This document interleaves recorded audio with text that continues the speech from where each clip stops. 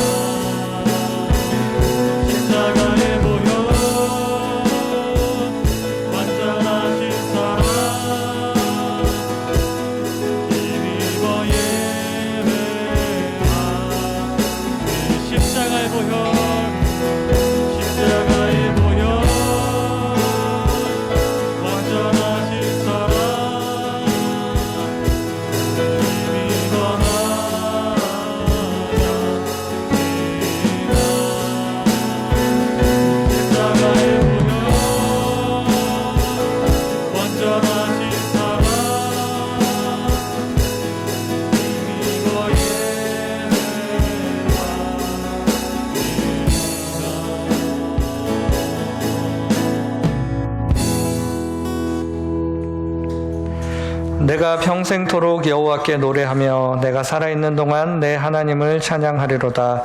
나의 기도를 기쁘게 여기시기를 바라나니 나는 여호와로 말미암아 즐거워하리로다. 아멘. 우리의 찬양을 받으시기에 합당하신 하나님 아버지, 우리의 모든 삶을 들여 주님을 찬양합니다. 주님을 찬양하는 저희 안에 주님을 사랑하는 마음이 가득 채워지게 하시고 거룩한 삶을 향한 열망들이 샘솟아나게 하여 주시옵소서. 예수 그리스도의 이름으로 기도드렸습니다. 아멘. 나는 전능하신 아버지 하나님 천지 창조주를 믿습니다. 나는 그의 유일하신 아들 우리 주 예수 그리스도를 믿습니다. 그는 성령으로 잉태되어 동정녀 마리아에게서 나시고 본디오 빌라도에게 고난을 받아 십자가에 못 박혀 죽으시고 장사된 지 사흘 만에 죽은 자 가운데서 다시 살아나셨으며 하늘에 오르시어 전능하신 아버지 하나님 우편에 앉아 계시다가 거기로부터 살아있는 자와 죽은 자를 심판하러 오십니다. 나는 성령을 믿으며 거룩한 공교회와 성도의 교제와 죄를 용서받는 것과 몸의 부활과 영생을 믿습니다. 아멘. 자리에 앉으시기 바랍니다. 고요하게 우리의 삶을 다 내려놓고 우리 주님을 바라보며 찬양하기 원합니다.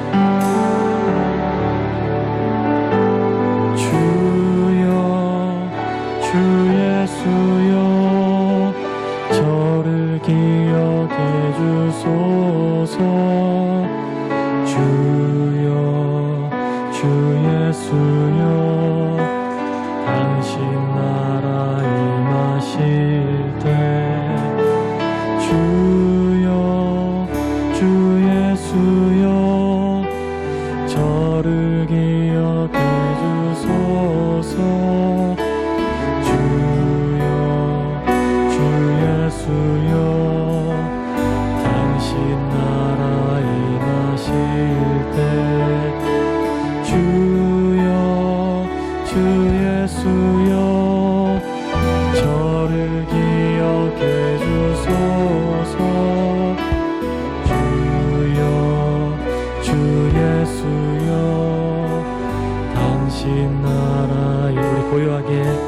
묵상하며 듣습니다.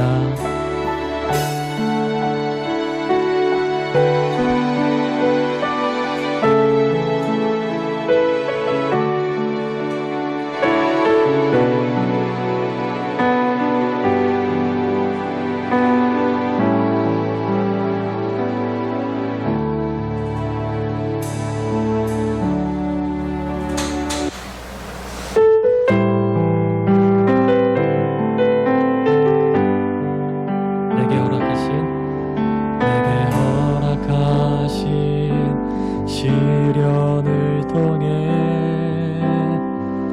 나의 믿음 더욱 강하게 자라나고 험한 삶과 골짜기 지나는 동안 주께 더 가까이 나를 이끄시네. 내가 겪는 시험이 어렵고 힘겨워도 내 주님보다 크지 않네. 내 앞에 바다가 갈라지지 않으며 주가 나로 바다 위 걷게 하리. 나는 믿네. 주의 능력으로 내 삶 새롭게 되리. 나는 믿네. 주의 능력으로 담대히 나가리라. 주와 함께 싸워 승리하리라. 날마다 믿음으로 나 살아가리.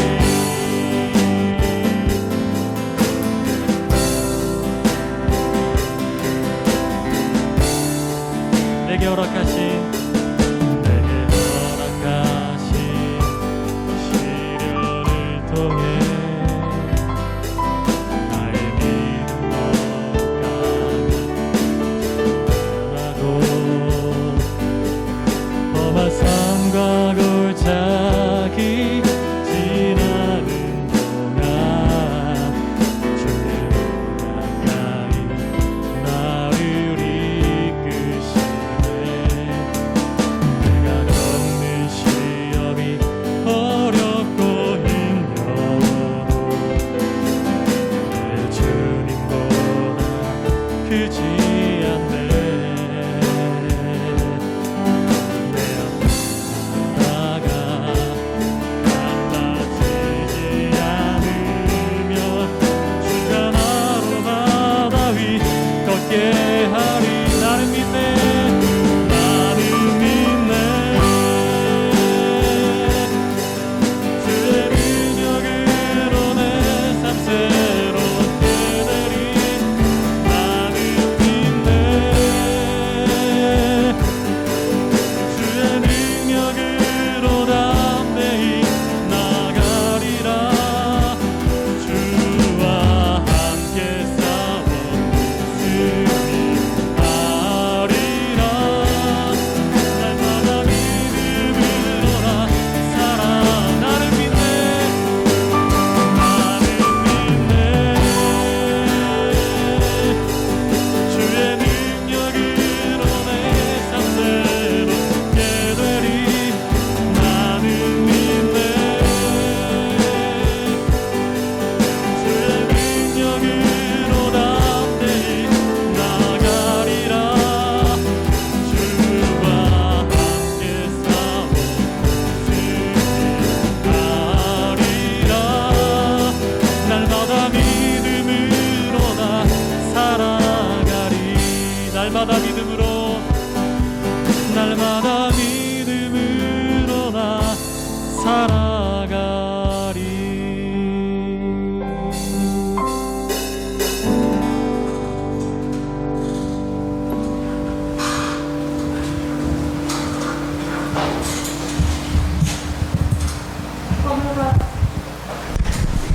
허물과 죄로 죽었던 우리를 살리신 주님, 우리에게 구원의 선물을 주시고 이렇게 예배하게 하시니 감사합니다.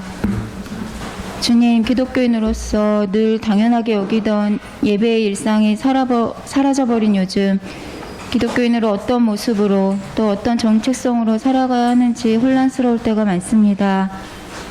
주일에 성경책 들고 교회 가는 모습 말고 무엇으로 우리의 신앙을 보여주어야 하는지요.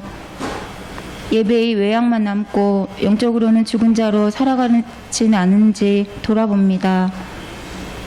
죽은 자로 세상 풍조를 따라 사탄에만 반응하며 살아가는 세상에 남아있는 교회와 그리스도인 모두가 회개하게 하시옵소서. 죽은 우리를 그리스도와 함께 살리시고 들어올려 하늘에 앉히신 신앙인의 영적 정체성을 온 교회가 회복하게 하시고 세상 풍조가 아닌 하나님 나라 풍조를 따라 살게 하시옵소서. 주님, 여러 이유로 해외에서 살고 있는 우리 사랑누리교회 가족들을 생각하며 기도합니다. 코로나와 또 여러 재난과 또 기근 속에서 또 여러 위험과 외로움 속에 있을 그들을 지켜주시옵소서. 필요한 것들을 채워주시고 무엇보다 함께 기도하는 벗들과 공동체를 만나게 하시고 힘을 얻게 하시옵소서.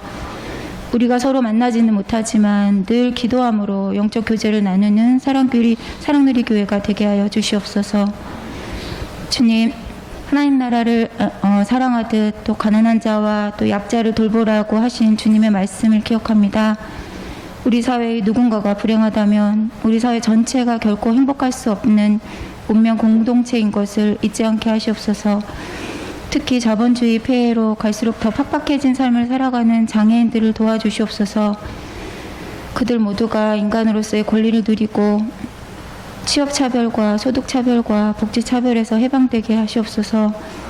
사회가 책임지지 못하는 가운데 오로지 장애인을 돌보기 위해 애쓰는 장애인 가족들에게 특별히 은혜를 더하여 주시옵소서. 코로나로 더 어려워진 우리 주변의 장애인들을 잘 돌보고 함께할 수 있는 지혜와 힘을 우리 사랑누리 교회에 주시옵소서. 우리를 존귀 여기시는 예수님의 이름으로 기도합니다. 아멘.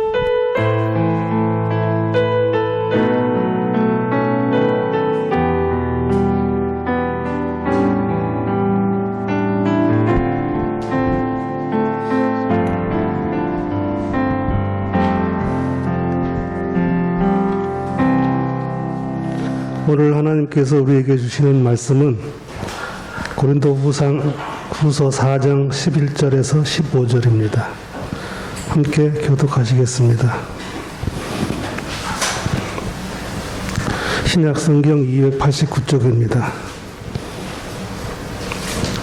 우리 살아있는 자가 항상 예수를 위하여 죽음에 넘겨짐은 예수의 생명이 또한 우리 죽을 육체에 나타내게 하려 함이라.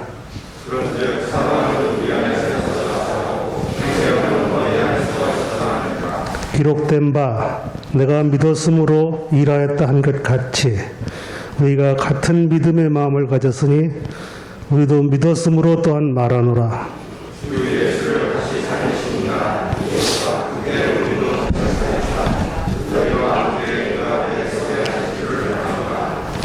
이는 모든 것이 너희를 위함이니 많은 사람의 감사로 말미암아 은혜가 더하여 넘쳐서 하나님께 영광을 돌리게 하려 함이라. 아멘. 지금 이 땅에 천국이 임하도록 힘써 살아가는 우리에게 주시는 하나님의 말씀입니다. 아멘.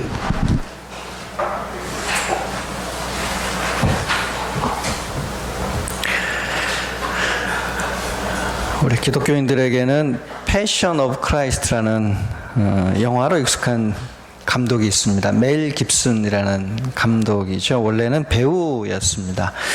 저도 패션 오브 크라이스트가 워낙 피가 너무 많아서 도저히 보지를 못하고 넘어간 영화이긴 합니다.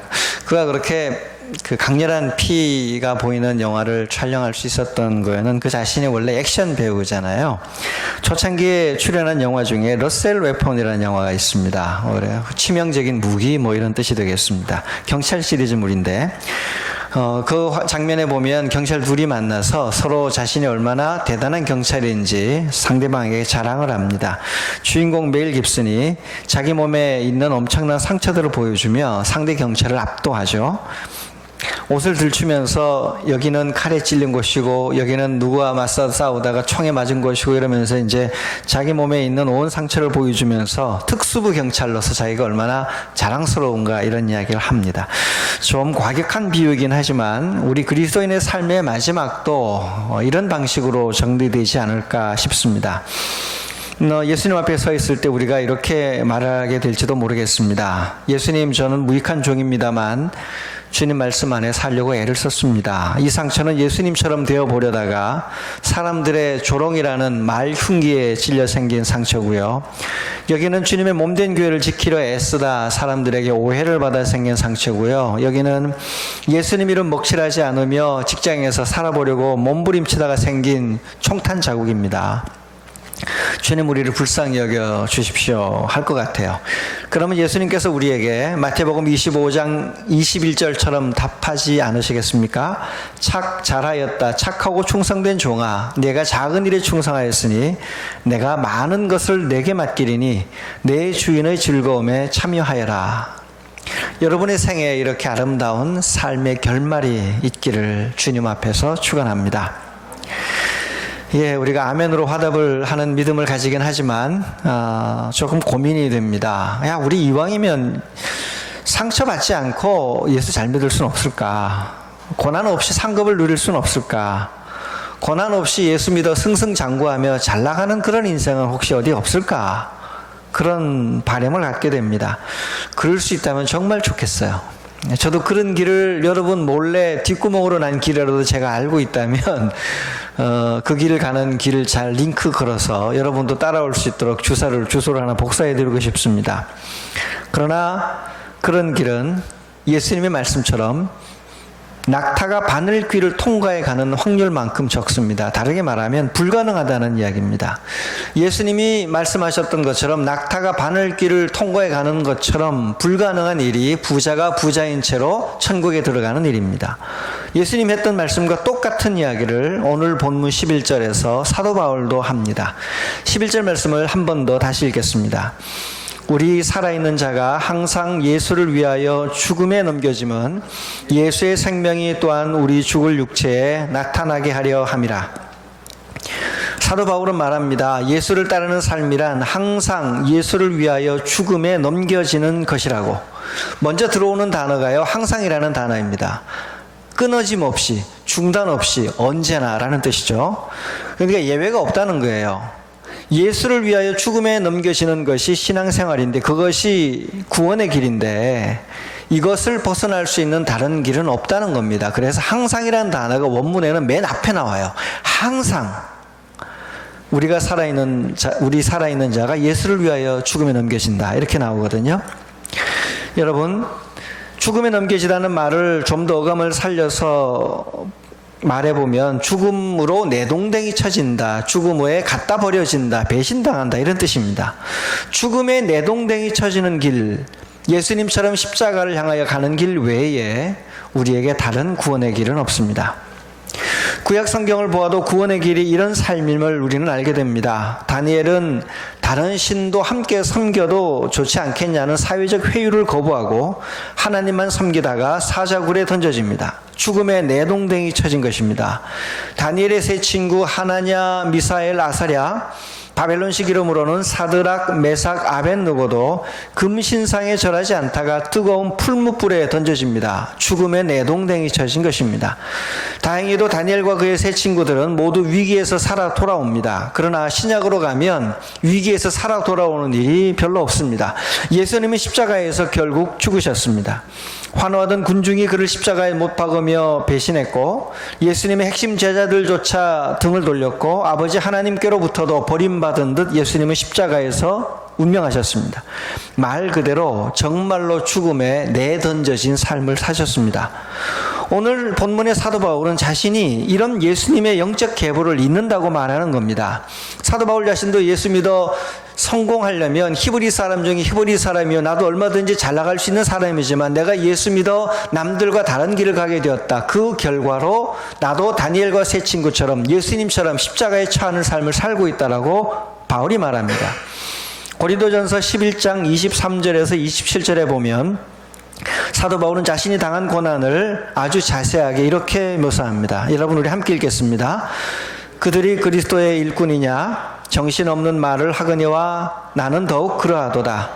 내가 수고를 넘치도록 하고 옥에 갇히기도 더 많이 하고 매도 수없이 맞고 여러 번 죽을 뻔하였으니 유대인들에게 40에서 하나 감한 매를 5번 맞았으며 3번 태장으로 맞고 1번 돌로 맞고 3번 파산하고 일주야를 깊은 바다에서 지냈으며 여러 번 여행하면서 강의 위험과 강도의 위험과 동족의 위험과 이방인의 위험과 시내의 위험과 광야의 위험과 바다의 위험과 거짓 형제 중에 위험을 당하고 또 수고하며 애쓰고 여러 번 자지 못하고 줄이며 목마르고 여러 번 굶고 춥고 헐벗었노라.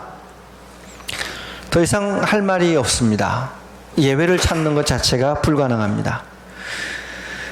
여러분의 삶은 어떠십니까? 이미 여러분도 사도 바울처럼 죽음 한복판에 있을 것입니다. 제가 알기로는 성도들 자체가 남들이 알지 못하는 각자의 고난 한복판에서 매번 매순간 죽음에 내던져지면서 살아가고 계십니다.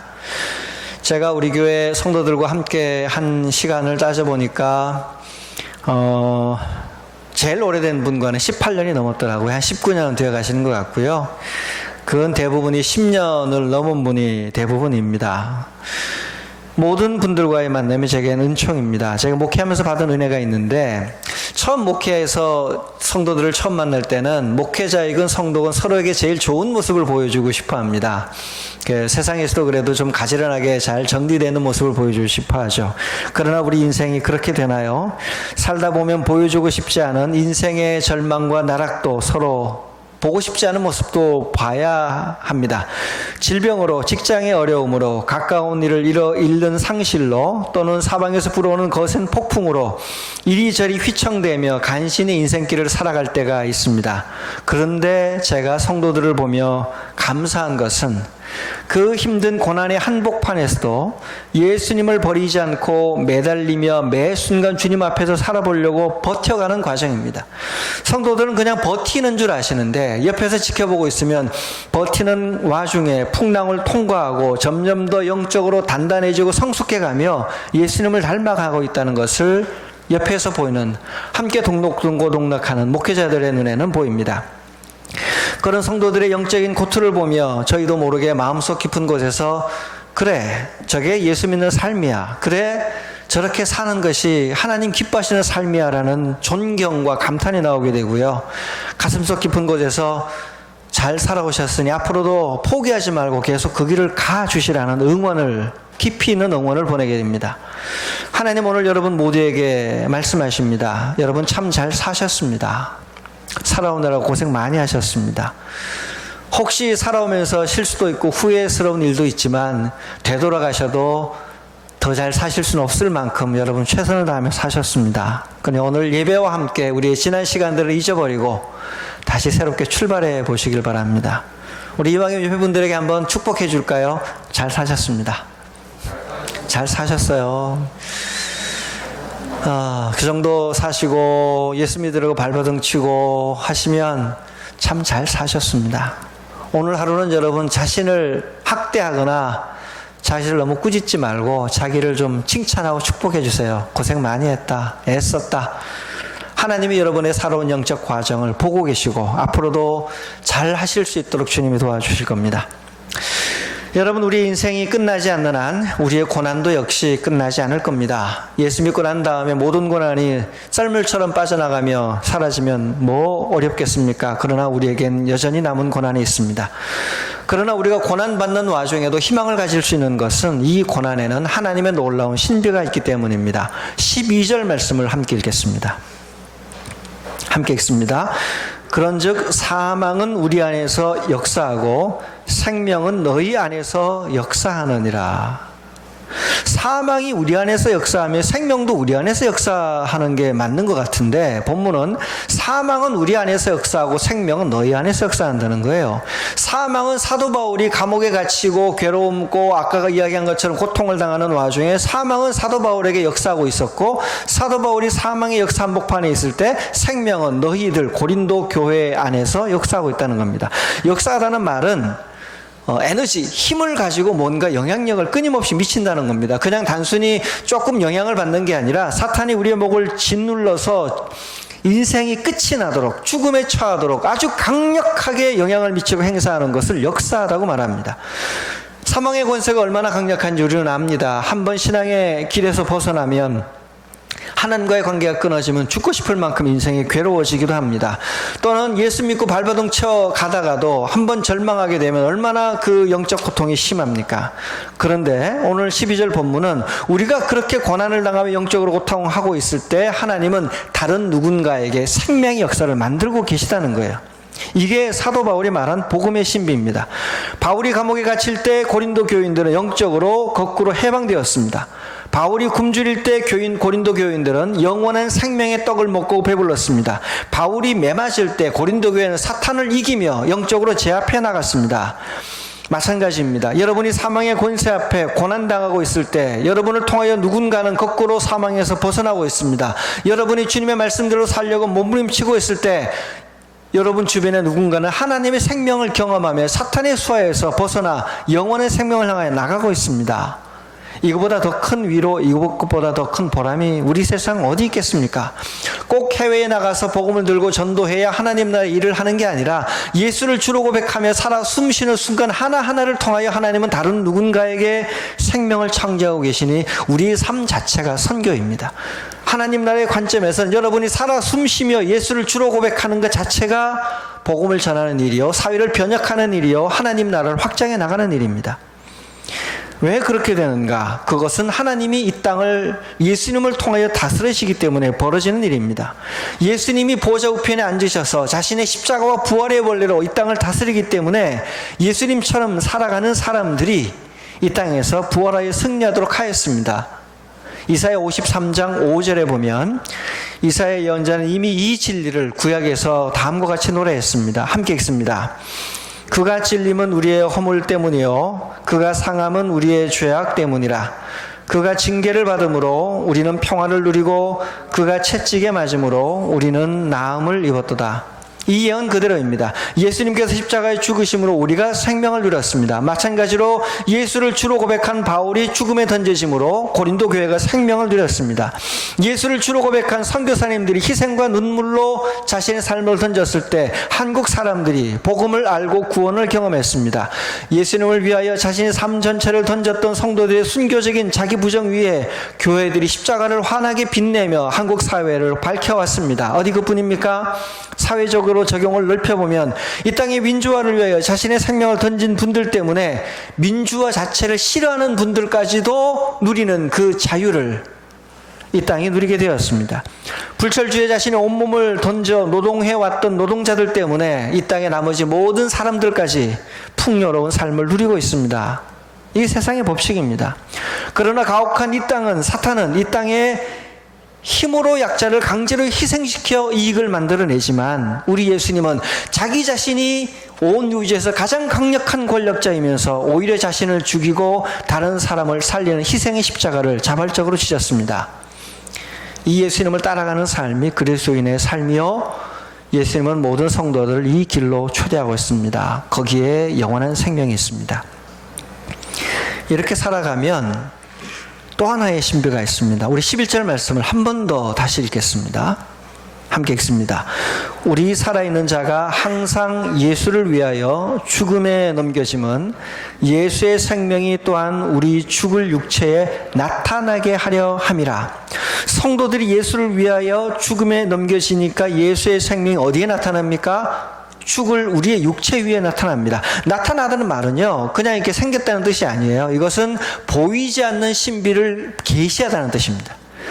예수님께서 돌아가셨다 부활하신 후에 예수님을 만나도 엠마오로 가는 제자들은 예수님이 부활하신 분인지 아예 알아보지 못했어요. 그런데 엠마오로 가는 제자들에게 예수님이 자신을 나타내 보이시니까 보이지 않던 눈이, 영적인 눈이 뜨여져서 그분이 하나님이심을, 그분이 하나님의 말씀 자체임을 보게 되었습니다.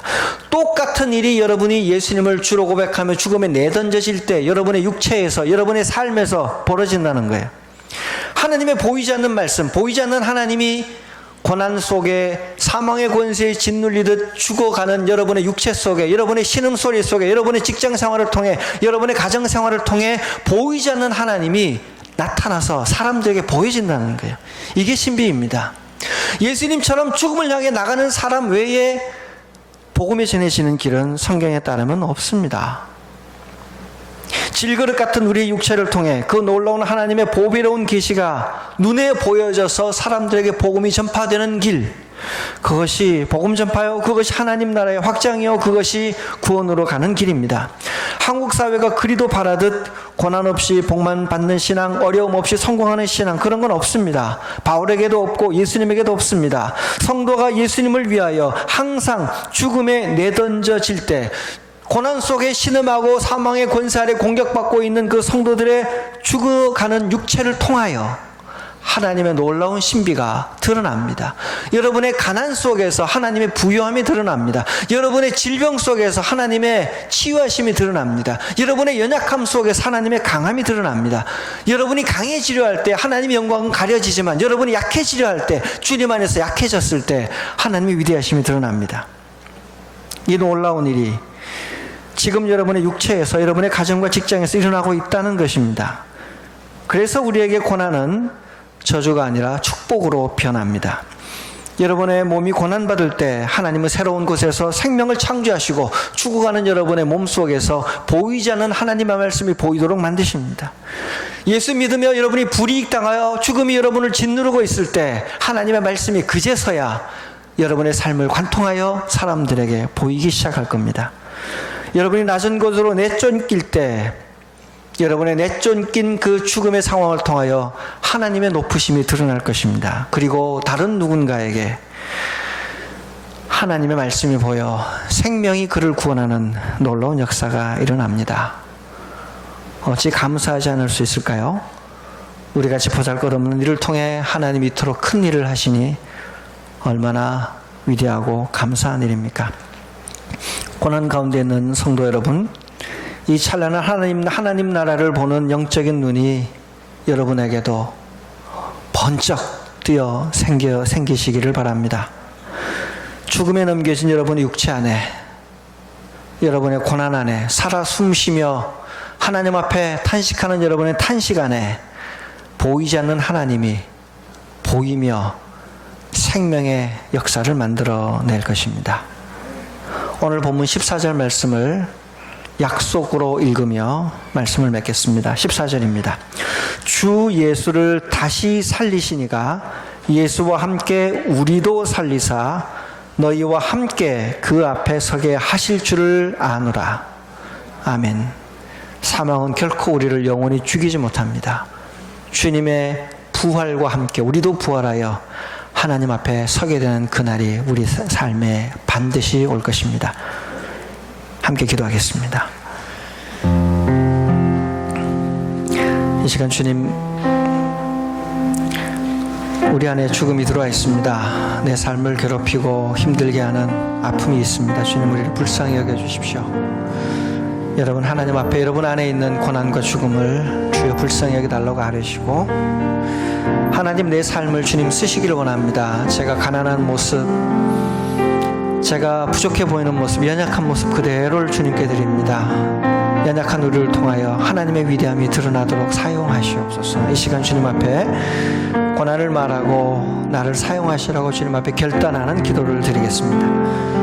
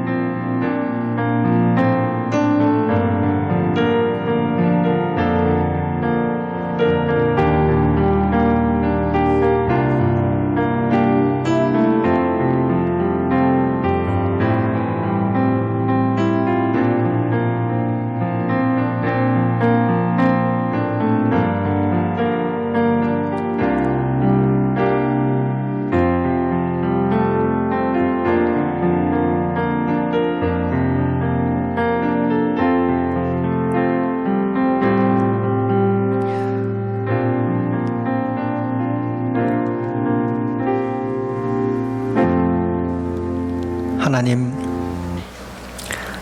저희들 안에 죽음이 있습니다. 날마다 우리를 짓이기고 괴롭혀 살아 숨쉬는 것이 힘들게 만드는 영적인 고난이 있습니다. 예수 믿기 때문에 남들보다 몇 곱절 아픈 상처들이 있습니다. 이 모든 것을 주님께 드립니다. 하나님, 우리 연약함 가운데 강함을 드러내시려거든 우리 연약함을 사용하여 주시옵소서.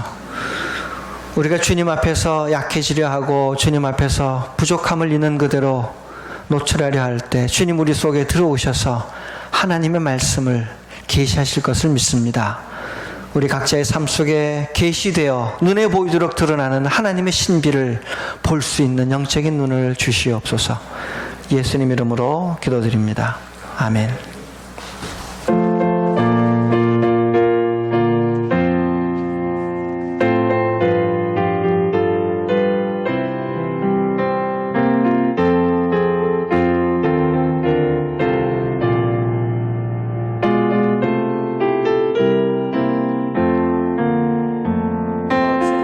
세상에서 실패하거든 그 손 못 잡은 만 사람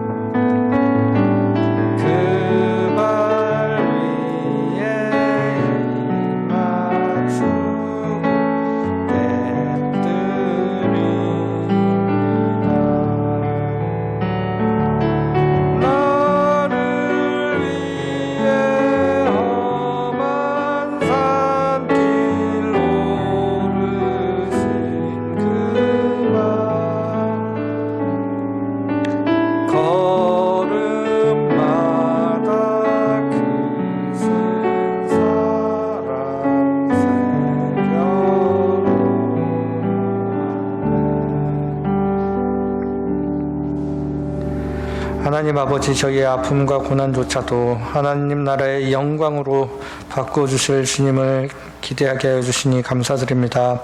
주님의 크신 사랑과 은혜에 감사하는 마음으로 정성을 다해 주님 앞으로 가지고 나온 이 예물을 기쁘게 받아 주시옵소서. 이 예물 가운데 담겨있는 모든 교우들의 삶의 헌신을 연락하여 주시고 하늘의 복과 위로로 함께하여 주시옵소서. 예수 그리스도의 이름으로 기도드렸습니다. 아멘. 교회 소식 전하도록 하겠습니다. 오늘도 각 가정에서 그리고 이곳에서 함께 예배하는 모든 분들께 하나님의 은혜가 함께 하시기를 바랍니다. 오늘 오후 1시 30분부터 미랄부실에서 운영위원회가 있습니다. 우리 운영위원들은 기억하고 참석해 주시기를 바랍니다. 모두 자리에서 일어나셔서 함께 가성에 찬양하겠습니다.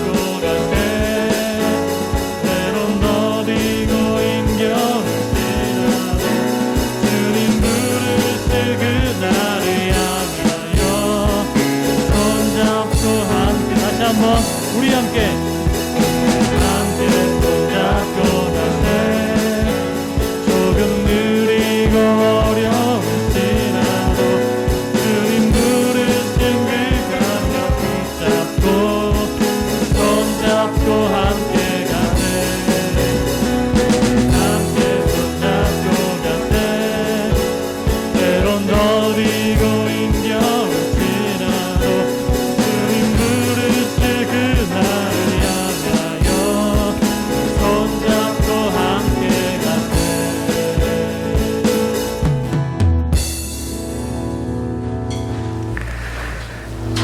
이제는 우리 주 예수 그리스도의 은혜와 아버지 하나님의 크신 사랑과 성령님의 교통하심이 매 순간 예수님을 주로 고백하며 죽음의 내동댕이 치고 있더라도 예수님의 도구로 쓰임받기를 원하고 예수님과 함께 다시 살아나기를 원하는 주님의 사람들 위해 지금부터 영원토록 함께 하시기를 간절히 축원하옵나이다.